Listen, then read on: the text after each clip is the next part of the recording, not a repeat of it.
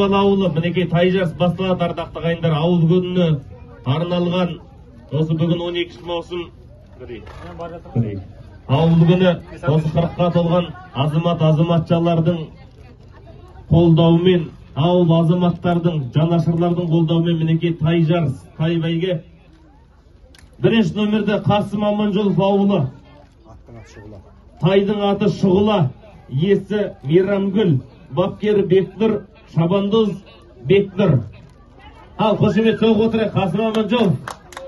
Мейрамгүл деген қарындасымыз де қыз болады. Мейрамгүл деген қарындасымыз дайындайды мінекей осында. Атқа деген махаббаттың мінекей қазақ екенін қаншама мен деген азаматтар атқа ақшасын қимай жүрген досы Мейрамгүл қарындасымыз осындай тай дайындап бәйге қосып жүрген. Алла разы болсын.